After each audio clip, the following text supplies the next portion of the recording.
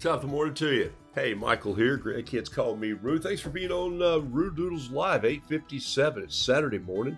It's November the 5th. And, well, I've lost a few days, maybe part of a month. Trying to keep up, but I've had the flu. And so it is what it is. Me and a bunch of other millions of people. And so I know how they feel today. Still a little run down, and yesterday I sat in the same chair outside on my porch for quite a while and read, and I did some work just at my computer, brought my laptop down, but it has been a little bit of a, so I feel for those of you who have been through it. I feel for those of you who are going to go through it. For those of you who think you're not going to go through it, more power to you, and just plow on. Okay, so, all right. Hey, I painted a fishing fly. My friend Chip is down in the coastal part of South Carolina fishing today for some redfish. He's probably not using a fishing fly. He's probably using shrimp. But I didn't feel like painting a shrimp. I felt like painting a fishing fly as I opened up this morning this little journal here that I really do like. I like it because it's lightweight. I don't like the flimsy cover, but I also like it because it kind of folds back easily out of the way. So that's a dichotomy answer, isn't it? It's made by Strathmore, Strathmore, and so it's just 140-pound paper. It's not great paper, but it is so good for just that quick little sketch that you want to catch and share. Got a couple bee sketches in here and some fishing flies.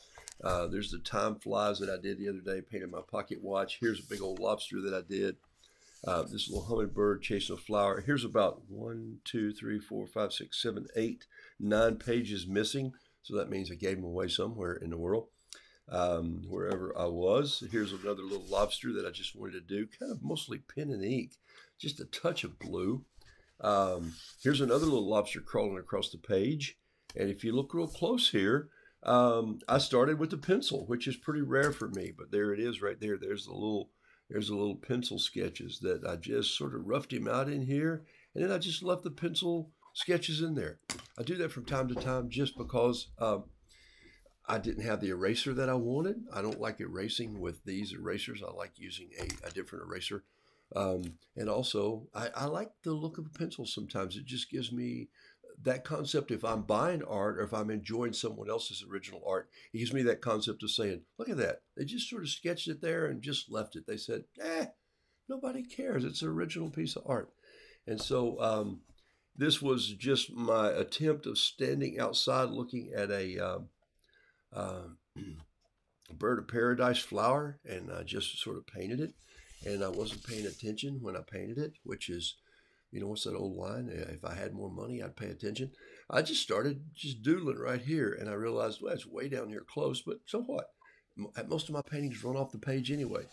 So that took me to today, where there's a little turquoise-looking fly here. And these little feathers, you see those little feathers right there? Those are not painted with a brush. Those are just painted with a pen. In fact, I painted them with this big old safari pen. So just kind of a real simple little process to make feathers like that. If you haven't, then you're painting fishing flies. Sometimes we work way too hard on the concept of what it's supposed to look like instead of just having fun with it and just making those little fly parts come together like this. And so here's that. Look at this. Just these offset little washes with my pen, just bringing them up like this and bringing them in. And then let's do another one right here like this. And just let that dark ink be the black and white feather that you see going out through there. Now, if I wanted to bring more little life to them, I could lightly brush some of this pen in there and then bring this pen around. And remember, fish hooks are not like this, okay? They bend at a strange angle because of the way they're made and because of the way the fish will hook on there. So just take a look at some. Maybe you've tied, maybe you've drawn, sketched several before. But you see how that works? If I did want to put a little bit of color in there, I could go in and add just a little flop of yellow just in between there, just like that. Just dabbing it in. Look at that. That's pretty cool, huh? Can you see that? Yeah. All right. My camera, once again, every time I travel and come back with my camera, it wants to dance and jump, and maybe it'll get focused here in a minute. Let me say hello to some of you on this Saturday morning. I got some Kilimanjaro paper here. I'm going to put this aside, let it dry. I've got two things of Kilimanjaro. I've got what I call my original paint book. That's because that's what they call it. The folks at Cheap Joe's call it this. And then I have the original bright white pad, not the see, yeah, it's a pad. It is not a block, not a block. A block is glued down on all edges. A pad is just glued down, usually on the top edge. So a little easier to get off, and I'm just going to rip a piece out of here like so. Close this back down, get it out of the way. But I do mostly paint on blocks. Sometimes if I'm in a hurry and I have to do 5 or 6 paintings, I'll choose a pad so I can go ahead and rip one off and do the next one, then do the next one, let them dry separately. Otherwise, I'll do one, put it aside, and let it be. So the block helps you if you're doing a lot more wet on wet. It helps you because it's glued down all the way around. Be careful getting them off. Okay, let me just say hello to some of you here. Top of the morning. That's me, Jennifer Yentz. I am back. Thank you. Had a couple of days of just last week. We headed down Saturday. I don't even think I painted Saturday. Did I? Did I paint last Saturday? I'm not sure I did. Maybe I did, but then I lost Monday and Tuesday, even the class date. I'll reschedule that class, just not physically able to connect. And we went to the beach. We had a meeting there, Carol mostly, and then I sat there like as my mom would say, son, you're sitting there like a knot on a log. And that's really what I needed to do. All right, Beverly Schmidt, thank you. Cloudy in Greenville, Renee Keese, Deborah Lynn Tauber, morning coffee, I like it. Karen Bender, thank you. I'm feeling a little better. Dana Smith, welcome to the show. Chris Whitaker, I am feeling better. Thank you very much.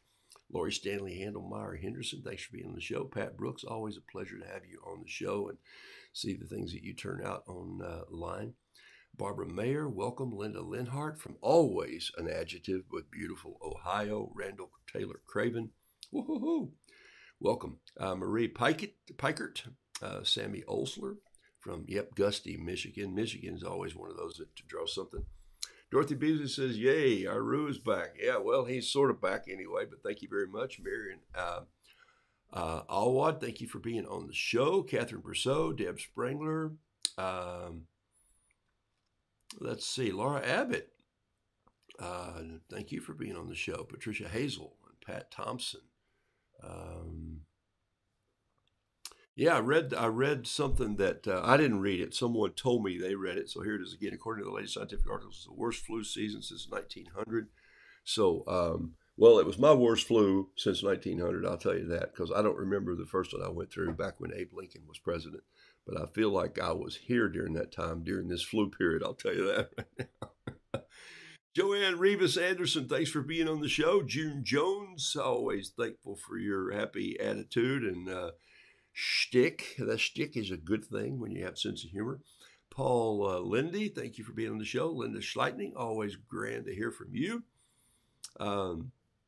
Here with the Grands, Izzy and Corbin. All right. We eat our breakfast so we can have push-up ice cream.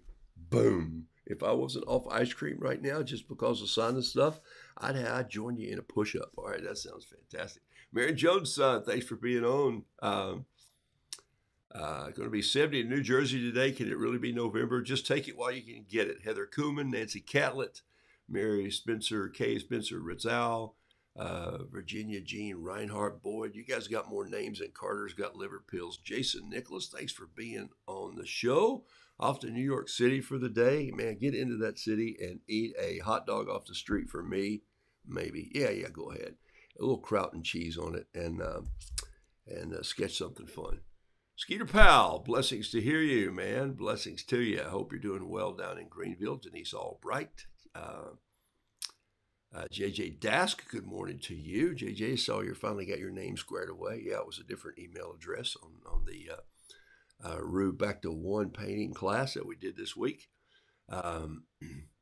Scaled it down a little bit, take it to get simple. Barbara Mayer, thanks for being on the show. Raylene Culberson. Man, Stephen Dockery, good morning to you.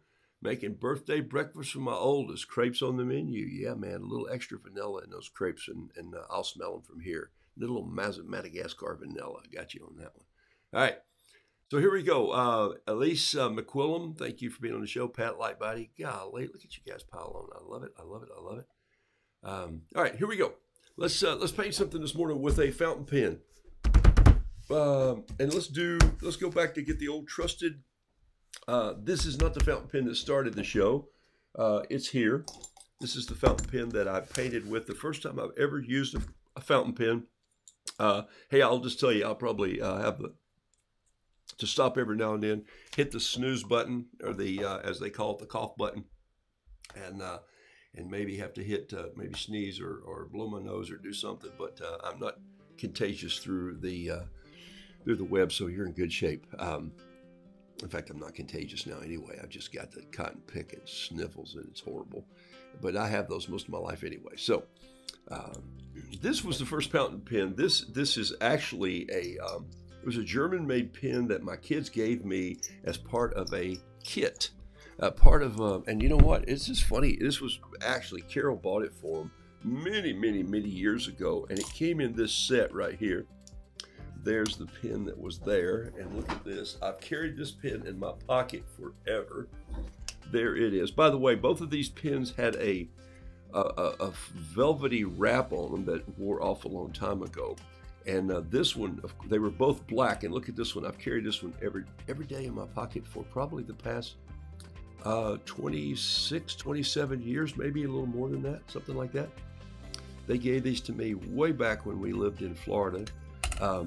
Ordered them and sent them in, and had them in. And so this sat on my desk forever, and I would only write with them on my desk. And then I got brave, and then I could never find a refill for this pen.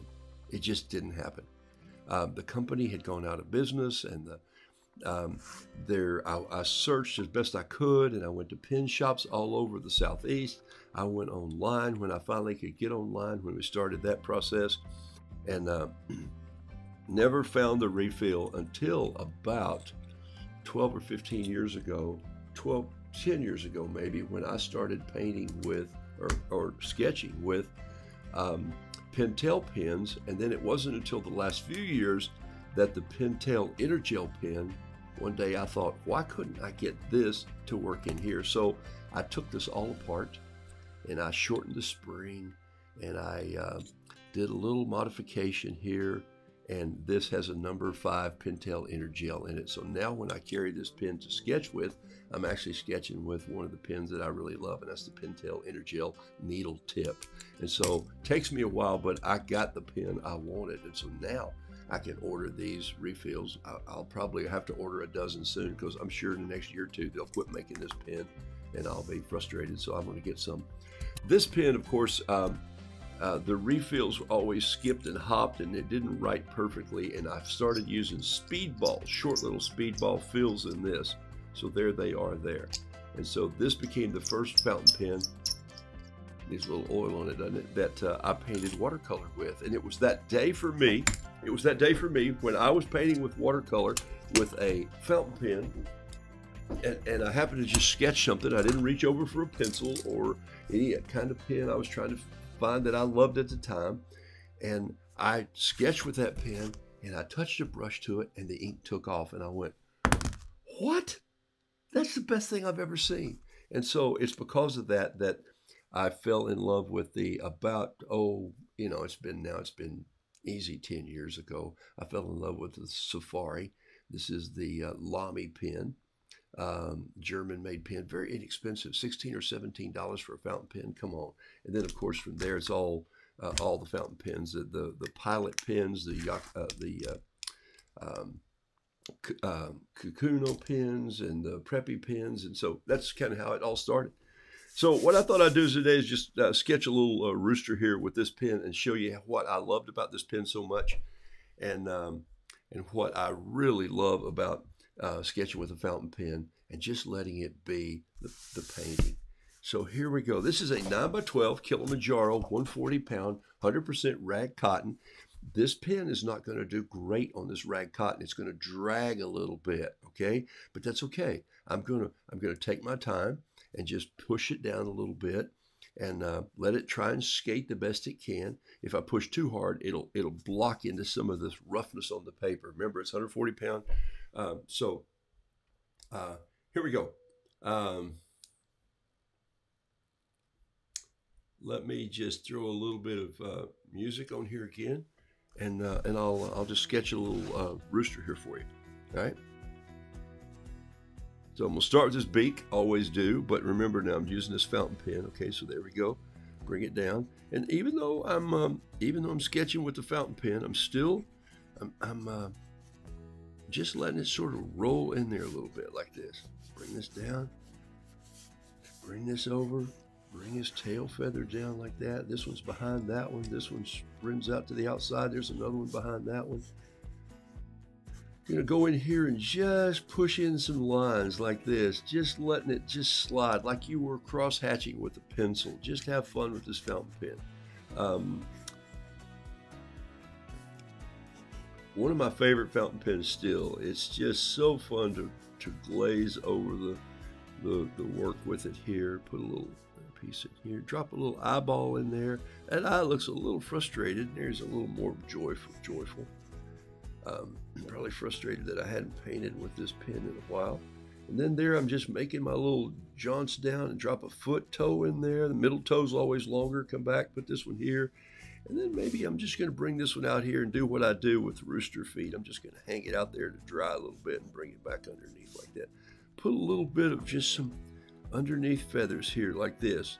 Doing a little more detail in this because remember, I haven't picked up another pen or pencil. Now, what's going to happen is for your left-handers, you're going to be bent around in here like this, so you're going to have to watch it. You can drag your sleeve through it. Also, I have to watch because when I go back over here, this is still wet ink. It doesn't look wet. It's drying some on this paper. You're not going to get all the wash you think you're going to get, but you're going to get some. So I'm going to pick up, drop the lid on it, pick up a, let's just pick up a number 6. I paint with these a lot, a number 6 American Journey nylon brush. And let's just go in here and start grabbing some water. Just not really rinse the brush out, just taking the water in and drifting it in like this. And we'll throw some down here, like so.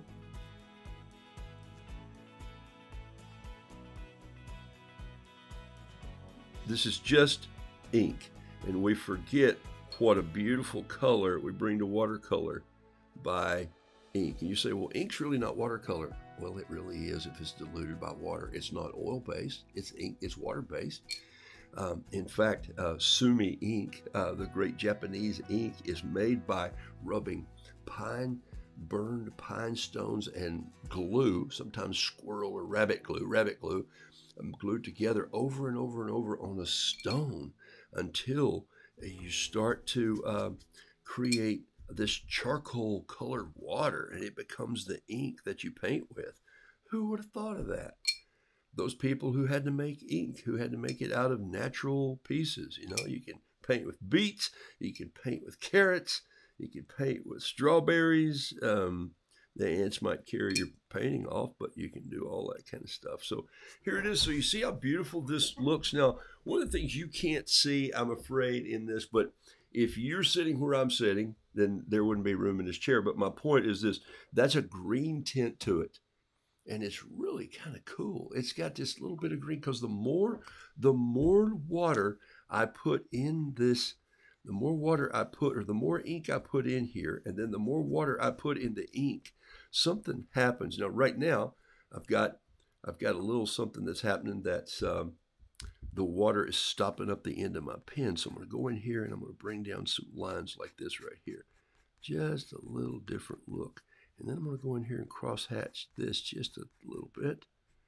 Crosshatch this and maybe just a little bit of, and I'm watching my hand over here very carefully, trying not to stick it in this the tail feathers here. You got to be careful when you reach across your work, okay? Because you'll mess up something that you don't want to mess up. I do that so many times, it's just not even funny. And so then what I'm going to do is I'm just going to create a little bit of earth. I always like to put my my roosters, unlike me, I try to make sure they're not standing with feet firmly planted in midair. Sometimes that's where I am in my cause to consult and make a quick decision. And you know, it's just what we do. We run off half cocked sometimes and go, "Hey, I know what will make that different." And you go, "Nah, you really don't." And it's probably true. I don't. So anyway, okay. So there's a beautiful looking. What I would call a halftone. Where's my brush? Here it is right here. I'm going to come in right here and watch this. I'm going to come in and just barely lay a little bit of this in here. Now remember, the more I lay in, the more it softens it, but it also gives it this little bit of this green tint. Why is that? It's just the pigment in the ink. The more water breaks this down, the more it'll change. Sometimes I'll get an ink cartridge that'll have more purple in it than others. Why? I have no earthly idea. Something at the factory just mixed it strangely. That's all I know. I'm loving where this is going. Big old cool looking Roo, just with a fountain pen so far. All right, so now let's add some color. So let me get some of this out of the way. Do you think I got enough brushes on the deck here? I'm going to pull this Yasutoma bamboo brush here. I'm going to drop these brushes back in here. By the way, I don't know if I told you, a few weeks ago, I was putzing around and I found this energy drink, which is Bob Ross. You see this here, still unopened? And I was going to drink one of them, but the color of it is about the color of this mountain right here where my thumb is. I'm going like, I ain't having that. I'm not drinking any blue liquid. And so just not doing it. And but I did pour a little bit of it in a glass and tasted it, and I decided, yes, I'm not going to drink it.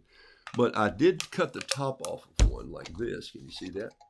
I just cut the top off of it, and I smoothed this out in here so it wouldn't cut my finger. Well, maybe I didn't do too well. And then I needed some weight because this is too flimsy to be a brush cup. So being the country boy that I am, I went downstairs. Well, I sold my truck, but I still have a trailer hitch ball. So I just dropped the trailer hitch ball down in there, and it gave me this to put some of my big brushes in. Is that cool? So now I have this Bob Ross, and I'll keep it for a while, and then I'll chuck it or give it away to somebody at a show. But anyway, it's kind of fun. So now I have some of my bigger brushes, and I don't use very often. You don't see me use this brush very often. I have. This is a number 28 Cheap Joe's American Journey brush. This is a 1-inch flat brush, and if I'm really going to do a landscape and I want a lot of water to go across the top, I can use that. And there's some oval brushes in there. Anyway, it's kind of fun. I'm going to grab this bamboo brush here. This is a number 1 Yasutoma brush, and I'm just going to come in here and just pick up a little bit of this red because I don't want to overdo it, but I want you to see what's happening. If you can see it happening here, take a look at this. This Lamy ink, okay, and this is the refill that comes with the Lamy, or you should buy it for the Lamy. It's black, not blue, not green, not sepia. It's black. What happens is when this water in the paint hits this, and when there's a lot of it, it's going to react. So I'm going to get this great looking black insert that just rolls together with my red comb ink and my wattle ink, and it just highlights the corners. And so that's why you saw me going in there and adding a little more. You're in charge of where you put the ink. Don't just, and you go, well, you're always saying let watercolor do its thing. And I still am. It's doing its thing right now. It's mixing and mingling in a way that only water and pigment and ink can. But I knew it was going to mix and mingle some, so I strategically put the ink in places where I wanted to highlight. So really, I'm kind of still in charge. I'm the guy who's putting the brush in the paint. But so that becomes just such a cool looking comb. Really, and all these little holidays, I'm going to leave. I'm not even going to fill them all up. Remember, we're not coloring here. We're painting. And so let the brush work and then get out of there. Quit fidgeting with it, okay? The time for noodle doodle fiddle piddle is over. I'm going to turn this around. This is why I don't like to tape my art down, because this is so awkward to come in and paint like this. It's just not fun for anybody. This is so nice to paint like this. Just a little bit of tweaking here and there. Bring this in. I'm going to clean that brush off just a little bit and add a little more water to it because I wanted this to shadow. And I got to be careful because there's that black punching up in there a little bit. And I'm going to come in here and just grab some of this. And here again, instead of coming in and trying to sweep down this way, look, my wrist works better this way. So I'm turning the paper again. This is why I don't tape things down. Remember that? Sometimes we forget the rules that we started with a long time ago. And just let this break in here like this. And now I've got this ability to just let them curve a little bit. That's why I like the long hair on this. This is goat hair, and it just sort of springs around. Look at that. That's pretty cool. If I wanted to touch this to this right here, like that, I could drag a little bit of that yellow into that red, and I get the red that sort of pushes back up in there. It's a stronger color, and it'll just move a little bit. Now what I'm getting is I'm getting an orange mix right here. That's just perfect. And you go like, wow, that guy really worked hard at mixing these. No, he didn't. He just ran them together.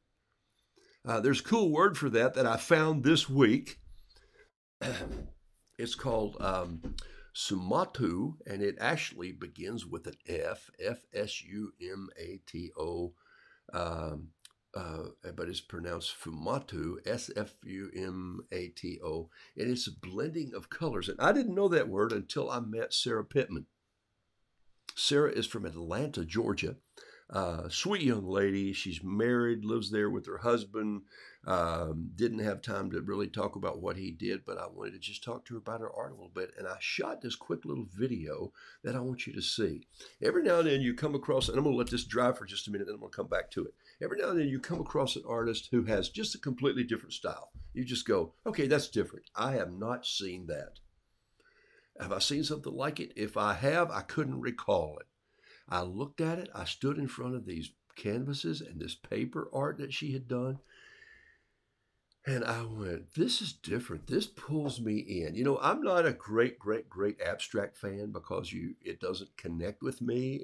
I have to figure out what I think the artist might be saying or meaning. And so I just waited patiently, had a couple bottles of water, wandered around the gallery and said hello to a few people, and painted a couple business cards for some folks. And then she got my attention, and she sort of looked at me like this, and I said, when you have a moment, no rush. She was visiting with some folks, and so she was very cordial in how she approached people, and I liked her style for just telling people what it was her process.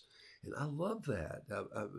It's like somebody who has that great recipe. We've talked about it before, and they go, well, I don't give that recipe out because, well, it's my recipe, and it was handed down by my grandmother. So really, it was your grandmother's recipe, and she gave it to you, but you're not giving it to anybody else because now it's your recipe, and I don't go into that. But she said, the world is too big not to share ideas. And I'm going like, Sarah Pittman, I like you already.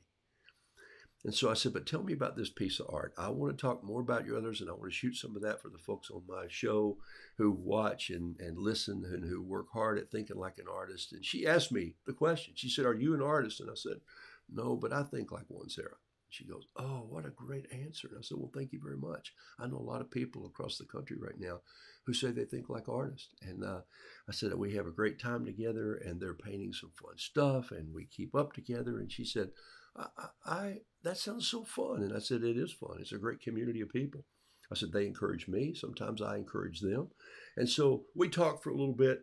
She told me her process. Here's the video just as it happened. And then I'll talk to you a little more about it in a second. I'm going to see if I can pull this up for you here in 1 second. I'm going to go to a desk shot right here. And then I'm going to pull this video in. It'll take me just a second because I don't think I cued it correctly. Oh, maybe I did. Here it comes right here. Sarah Pittman.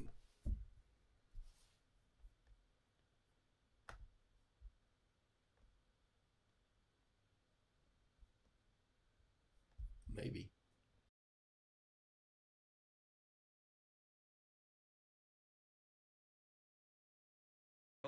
And so what I want you to know about Sarah is she stumped the band, okay? But not because I didn't think this was paper. It is paper, but she has used some beautiful colors here. And finally, I found out it's gouache. And so some of you I know paint with gouache. I'll tell you more about this. You treat it like watercolor. We do that on the show. But take a look. She's also fooled me again in that there's some oil here that she does. And I'm going to show you some older paintings where it really looks like we're looking through a little bit of a haze here. But take a look at this painting. I'm mesmerized by it just a little bit.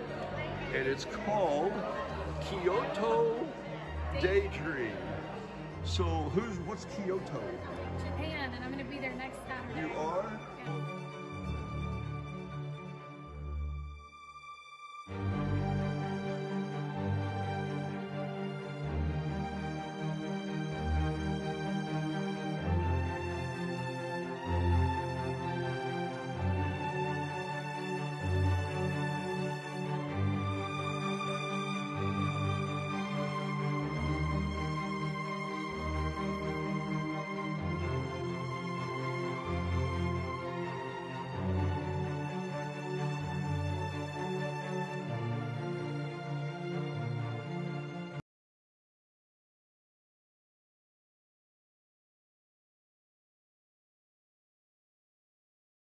Be there next Saturday. You are?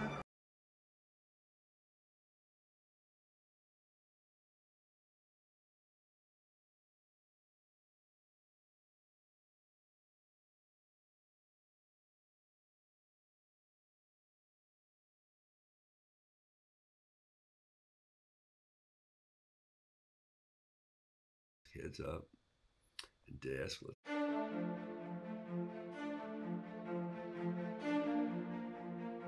Some of you I know paint with gouache, and you treat it like water. And that there's some oil.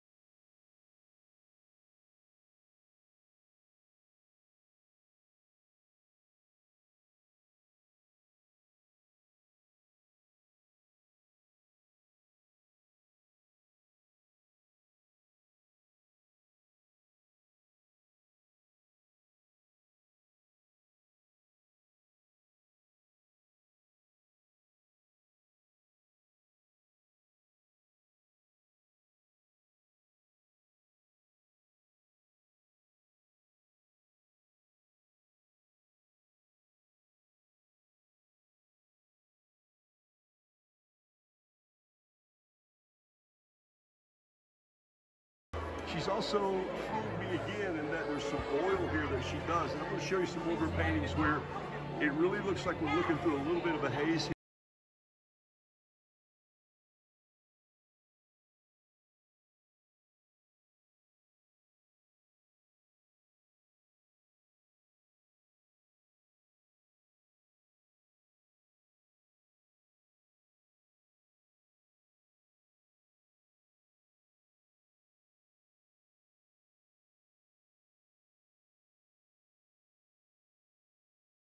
But take a look at this painting.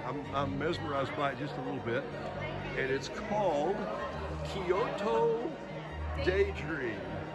So what's Kyoto? Japan, and I'm going to be there next Saturday. You are? Yeah.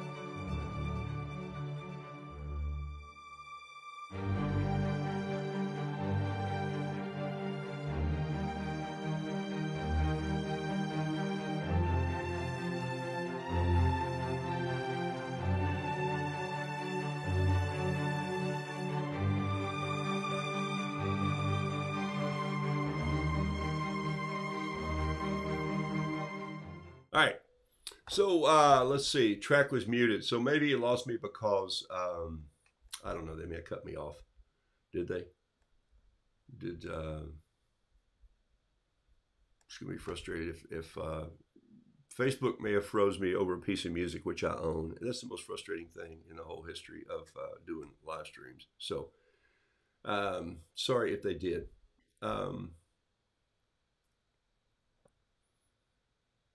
Okay, question is, am I back on? Somebody can tell me. Pretty unprofessional. Okay, he's back. Yeah. Sometimes, I pay several $100s a year for music service that gives me freedom to use this on my show. And in fact, they just went up this year several $100s. And so, and then Facebook reaches out and grabs him and says, he doesn't own this. And I'm like, yes, I do. Anyway, it's the only route I have to take right now. So, hey, such is life. All right. Anyway, Sarah Pittman, I ran her website at the end, but if you would just look up Sarah, S-A-R-A, Pittman, P-I-T-T-M-A-N, Sarah Pittman, and it's sarahpittmanstudios.com if you want to find her, sarahpittmanstudios.com. Remember the name Sarah Pittman. Chase her down. She's an artist in Atlanta. Send her a note. Send her a note and say, hey, I saw your work on Roodoodles out of Charlotte when you were there. She was at Ann Nielsen's gallery, and she did well. She sold several paintings that night, and her paintings are, yes, just a tad more than the original Roodoodles.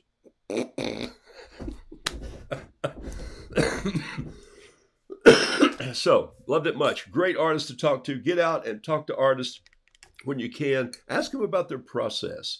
You're going to learn a lot about them dependent on how they want to answer your questions. If they feel like you're hiding a recipe from you, or if you feel like they're saying, you know what, it's all discovery, it's hunt, it's peck, it's figure it out as you go, it's throw it in the floor, it's walk around it. And I was so impressed with her. And so look her up, send her a note, tell her that you saw her work here, and follow her some and see what she does. She's fascinating. I'm going to do the same. I went into her website yesterday to subscribe to her newsletter and say, you got something going on. And so it's really fun. I love it. Young lady. And she and her husband, I don't think they have any children yet, but just really a pleasure to meet with. Carol had a fun time meeting with her too also. All right.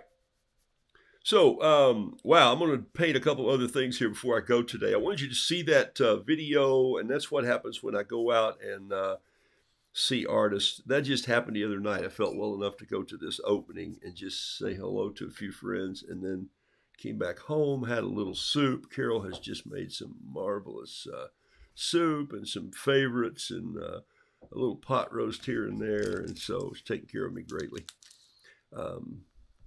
She has not been ill. She's been tracking right along, trucking too. Got cooking class coming up this next month with her girls. And all right, so there we go. There's a roux that is just very limited in colors. I put a little green in there. Why? Because I always loved it when we had a rooster running around the house and he had this blue or purple. He had this blue or purple feather that was just sort of hanging in there somewhere. I kind of loved it. So I'm going to pick up a little more black right in here and just bring some shadow in on this hip. And then under here, and then also under this wing right here. Just a little more extra beef in there to create some of that contrast that I started with the pen. I let it fade out. And then come in here with a little few swipes of this. This is lamp black watercolor that I'm adding to this now. And just letting it go. And I'm letting this pen, or this brush, just drift in. One of the things about soft bristles is they'll do that. They'll just let you in. This is hair. This is goat hair. This is Yasutoma. Sent some of you follow Karen. I sent Karen a note and got a note response back this week from Karen Elaine, and who paints with for Yasutoma. She is just such a good artist and such a sweet lady to find products and push and tell people how to do things. And you know, none of us really want to tell people how to do things. We want to show people how to do things or experiment, because my world is an experimenting world that I don't care if I fail or not. I just want to see what happens. I need some splatter in this, and then I'm going to let this thing go. And this could be a good Christmas rue to just maybe auction off. And so I may throw him in the auction, and we'll give him a name here in a little bit. I'm going to sign him right here. Roodoodles.com. I'll put this on there, and I'm going to put 1022. There it is right there. And that roux is cooked, as they say. I like him. Just plain old simple. Put him in the living room roux. Okay. Let me share what else I'm going to paint this morning. I'm going to throw this down to the floor just to let it rest there. I'm going to paint. Excuse me. Told you that was going to happen. So don't feel bad about my coughing. There we go. Muted that one so it didn't blow your ears out in the microphone. I leaned over here, but all right. So this is Kilimanjaro paper. These are all the fly sheets. I painted some piece in here. It's about that time of year where I start painting. I know some of you have already been working on, and I hate to say this yet because it's just the first part of November. We haven't had Thanksgiving, so I'm not rushing the season. But when you're an artist, you sort of have to think a few weeks ahead.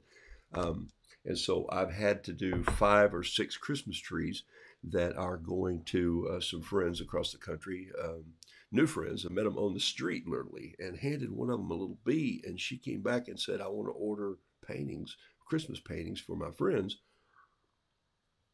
And I said to myself, take a note, painting little cards and giving them to people is a great marketing concept. Because people do not throw your original art away. They hold on to it and they say, I'll get in touch with that guy someday. And so they do. And so I don't do commissions. I don't like doing commissions. I don't like it when people say, I'm not talented enough to do commissions. And I don't like the pressure of commissions. But if they say, could you do something Christmas, like maybe a tree or, and I'll go, yeah, maybe a tree would be fine. Or one of my whimsical Christmas pictures that I do, that'd be fine too. But if someone says, hey, I want you to paint my mother's aluminum tree with the little color wheel and make sure all the colors are the same as when I was 8 years old, I'm going like, I'm not your person. I can't do it. I don't want the pressure.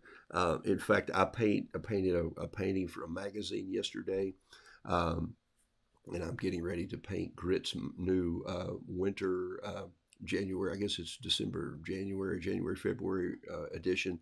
I have to have it ready to go next week. And it's not even about Christmas or winter or anything. It's just about a whole other article.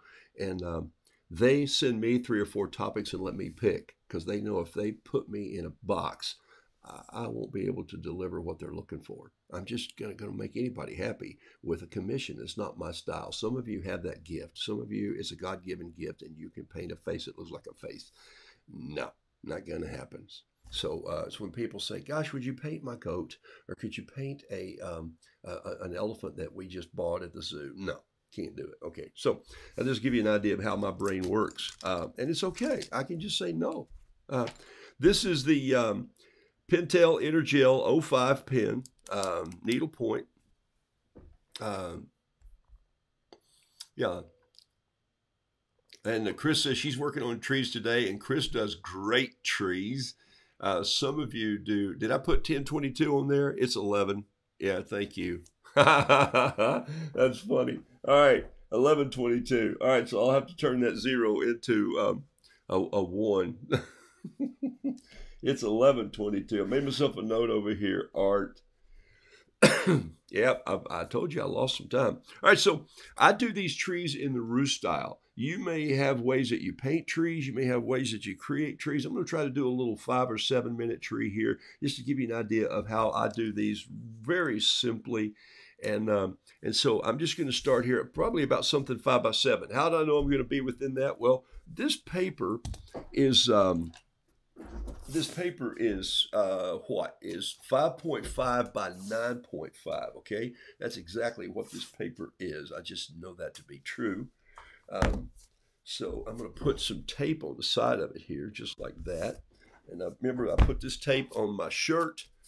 I put it on my jeans because it takes out some of the adhesive. And when it takes out some of the adhesive, it doesn't stick to the paper and it doesn't rip the paper up as much. It's kind of fun to do it that way. Maybe come in here and do this just right here like this.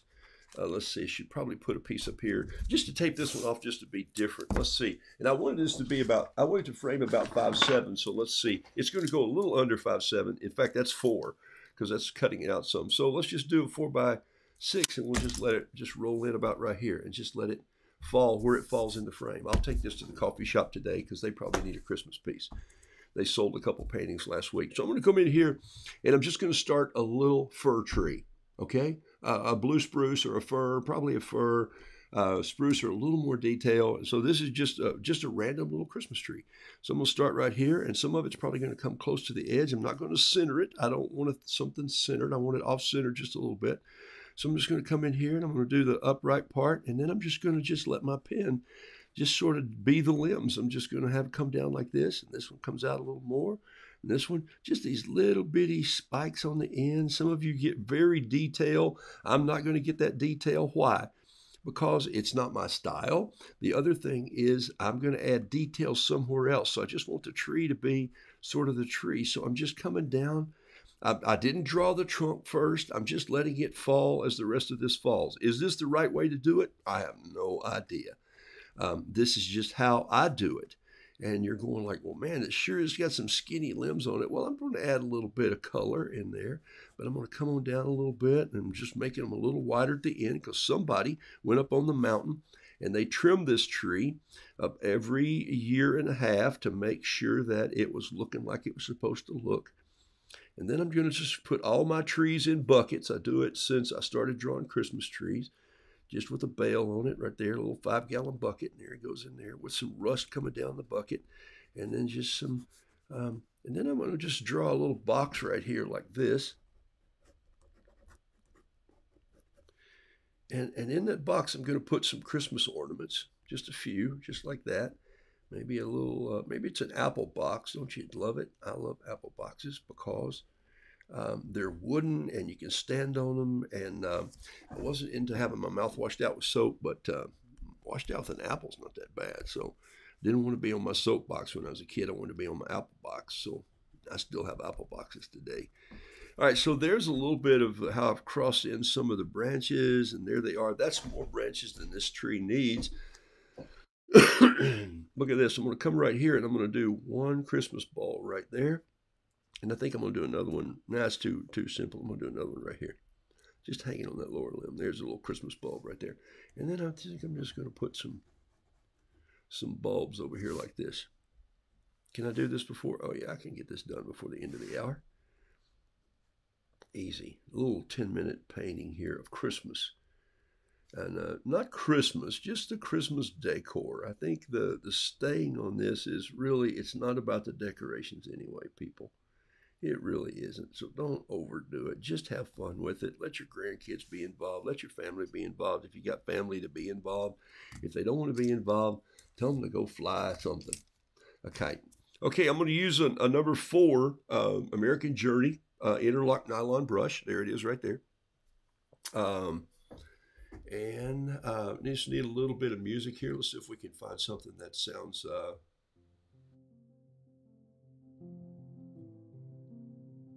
like music.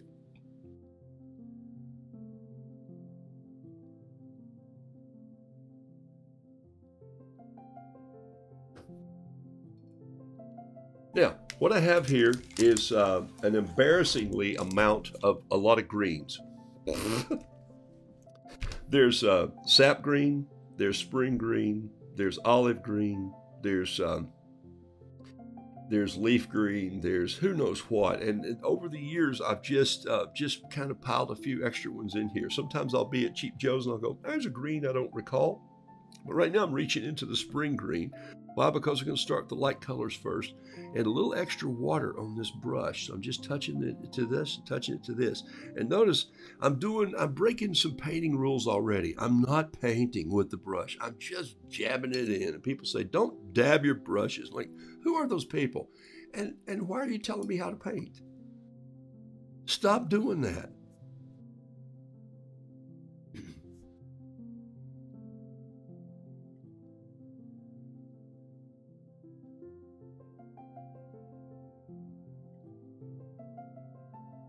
If it works, get on the bicycle and head down the hill. If it doesn't work, then change yourself. But don't go and somebody says, oh, you're doing that all wrong. That's not how you do that. That's not how you paint with that brush. We didn't design this brush to paint this way. And you go like, hey.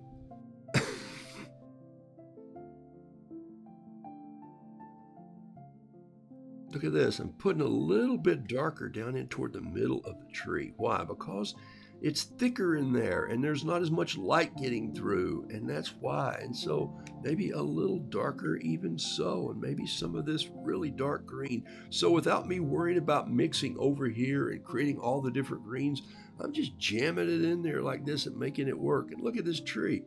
I'm letting it just drift a little bit here on the outside. I'll come in with a color right there that I really don't like at all. In fact, that's a good green that I'll figure out what the name of that is and not use it anymore. But it also adds a little bit of depth down here in the bottom, so that's kind of why I threw it in there. Look at that. That's already almost painted. And so you kind of go, wow, that's not a bad looking tree. And I can see out here, see some of that spring green that I put out there? It's almost like those are the feathery little pieces on the outside, and that's where the light's hitting them, and you can see through them, and that's where you see the light. In here, the tree's kind of dark. Could I come in there and take a little bit of a blue and just drop in a couple spots of blue and then come back with some green over that and just make it even a little darker up the middle? Yeah. And by the way, tree trunks, believe it or not, people, are not really brown. They just are not. There's a lot of gray in them. There's a lot of white. There's a lot of just some sepia, but you don't see a whole lot of brown in tree trunks. So if you're waiting to put some tree trunk in, unless it's maybe just a pine tree and it's in the dead of winter, it might show up as a little more brown. But in most cases, nah, it's just not going to do it. I always tend to make my tree look like my bucket. That's a great color for the trunk right there, actually. That's just so perfect. And I'm going to grab a little bit of brown and just put it right in here like this. Whatever brown it is, brown is one of those colors that'll run away with you. It's like the ugly raincoat that you wish you hadn't purchased. So just be careful with brown, and then let's just put a red ball on this tree. And I'm going to put one drop of red right there, and I'm going to wash my brush out, come in with sort of a dry brush, and brush the rest of that red. I think this other ball is going to be yellow. There's a heavy clump of yellow. Wash my brush out, come in with a clean brush, and then just bring this over. Let it follow the water over. Why did I do that? So it would show light on that Christmas ball. Let's put a red bulb right here. Let's just a little red right there, a little more red on that. It's down in the box. It's getting some shadow. Little blue right here. Same approach I did up there, just a little touch of water. Clean brush. I think maybe we need a, let's see, what should this be? Maybe this green might be cool. Let's just put one of these greens in here. While I got that green, I'm going to just put a green Christmas bulb right there too, like that. All right, so you see where this is going. I think you get a feel for what's happening here. And look, let's say that I wanted to come in here and lighten some of this up. I can come in here now while this is still damp and come in and just go touch, touch, touch, touch, touch, touch. I like it when I'm touching to the music. I didn't even think about that until it happened. It's a pretty funny thing. A little purple right here. A little purple right there. A little yellow here. A little bulb that's yellow. Maybe another yellow one right there. Maybe a red bulb right here. Could I use a smaller brush? I could have done lots of things, but you know what? I could probably use a bigger brush too. Get out of there. All right, let's see, a little turquoise down here on this one. And let's see, a little, ooh, there's just a little bit of what I would call rose color. Yeah, maybe I need another different kind of blue right here. There's a blue one. And I think I'm going to put a little more ultramarine right here on this one. And then I'm just going to kind of come in here and do a little bit of blue splatter around. Come back in here with just some of this.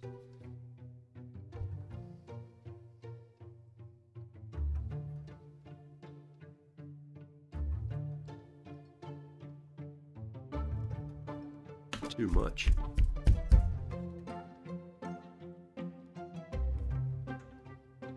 Got 5 minutes to go. I can do another Christmas tree in 5 minutes. Let's see if I can. All right. If I want to come in and do a little bit of detail, I can take my pen now and just come in and just do some of those little fur pieces out here. As in not fur, but far. You know, when you're in the South, they say, how far is it to the gas station, right?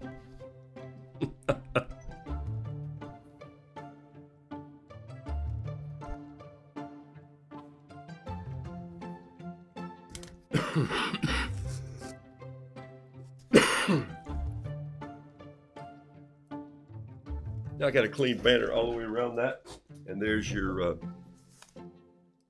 little Christmas tree right there.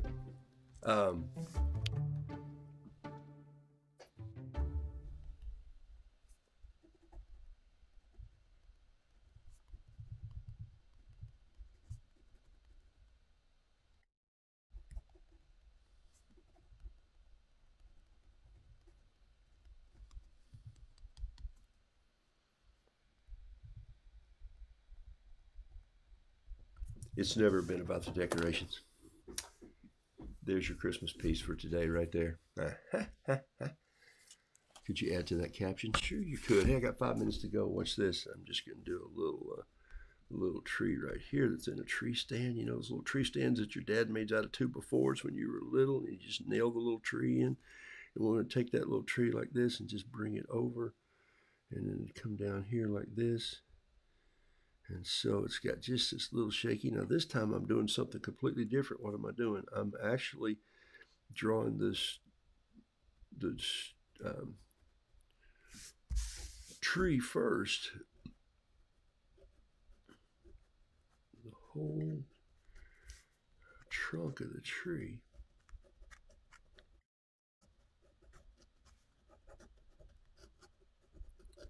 Just these squigglies, but not too many. Leave some space in there. Okay, so then we want this. This is very Charlie Brown right here. So this is one ball. It's going to look like this, and we're going to just do a little bit of cross hatching here like this.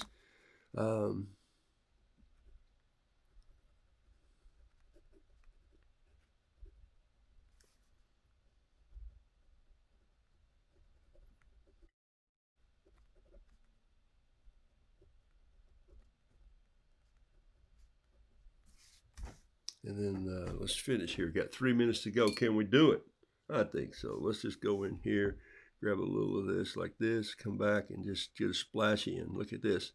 Now, I didn't do this one with the fountain pen, but if I'd done this with the fountain pen, I was going to get a lot more wash, but I didn't want that wash. So I chose the pen that would bleed the least, but would also soften the line. So that's kind of where I'm going with this. It just works when you do it that way, people.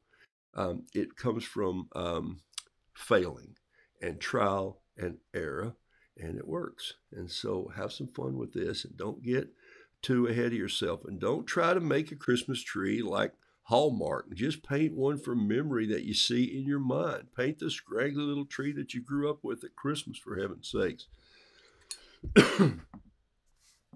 Here's that red I'm going to come in with right here, and I'm going to do this side in red like this, and then I'm going to stop right there. I'm going to wash my brush out, go in with a damp brush but clean, and just start dragging this paint over here like this, and there's that side. That's the way that you need to do those things. Look at this. Come in here with just a brush. It's the same thing that I did. A little bit of this, a little touch of orange. Can I get some more orange?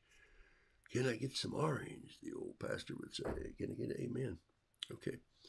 All right. So there we go here. And get a little bit of a shadow from that right there. And where's that little bit of this color and this green, and this come in right here, and just a little touch of this brown from right here, and come in and make this trunk just a little beige looking, and these 2x4s right here are just nailed down to the floor. Now let's come in and just create some earth down here, just a little bit of Payne's gray, and you can see what we got there. There's that little brown beak. Why do I paint the beaks of the little peeps brown? Because it's perfect.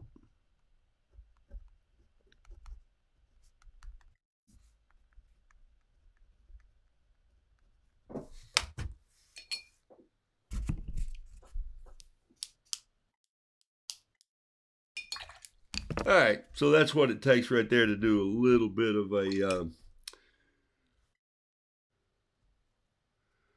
a Christmas, just quick little Christmas thing. So if you're doing some trees coming up, people love Christmas trees on their mantles, on their hearth at Christmas time. So just do some simple ones. Don't get caught into doing these detailed trees when somebody just needs to have something that just reminds them of something fun in their life. Okay.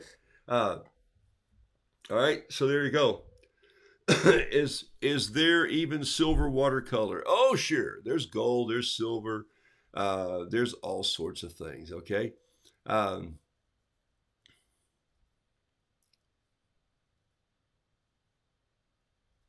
soon as that delinquent ornery peep jumps down, that tree's going to slingshot that. Yeah, I hope so. That's what I was counting on. Had a ton of tinsel on our tree. Yeah, and you know what? If you do want to put some tinsel on the tree, what I would use is probably not silver, but I would use a white gel pen.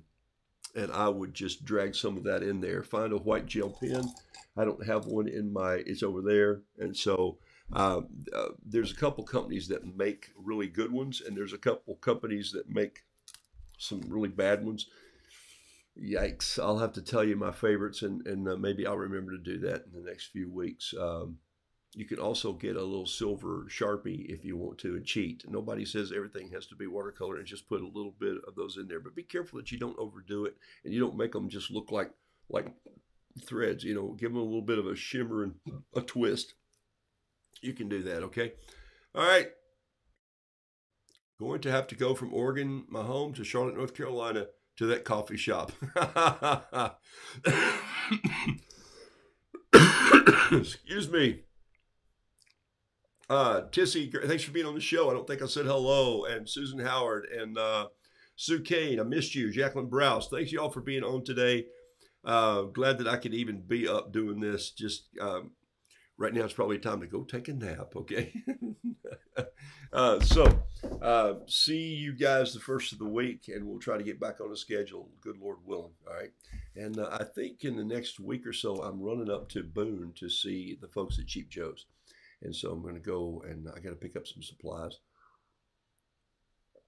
And I'd like to be there for a while. And then, so I'll let you know a day ahead of time, and I'll post and do a live stream from there. Probably not painting, but just wandering through the shopping and going from there. Thank you so much for allowing me to be part of your lives. Thank you. I'll post a couple paintings this morning. I'll post the big roof first, and then I'll post the little Christmas piece next. Here it is right here if you want to see it. It's called It's Never Been About the Decorations, and there it is. It's just a simple little spruce tree that works. Don't overdo it. You can always go back and add things. I can add some little tidbits out here, but why would I? Does it not communicate the story that I want communicated? I think it does. I think it tells me everything that I need to see about what's important in this painting. Simple, concrete, connecting, understandable. You know, it's those things that need to make your art work. And that's what I'm pounding right now in Back to One in all my art world. Don't overcomplicate it. Let it just be simple and let it go. Sometimes, my favorite art is still art that's not finished, where you just walk off and go, it's done. Yeah, but you could have painted a beach ball here or some packages, or, yeah, I could have. That's not what this is about. It's about this being perfect. They got it, they see it. Simplify your work for a season, maybe this Christmas, and see what happens. See if people connect with it a little better. Blessings to you all. I'm out of here. Thanks, Phil. Great for you being on the show today. Mary Ann Brown, thanks for being on the show. Um, and I'll be in touch with you later. Oh, yeah, I still have to do a drawing for the Camp David t shirts. We ran out of time, and then I've still got one or two here that I'll pass on.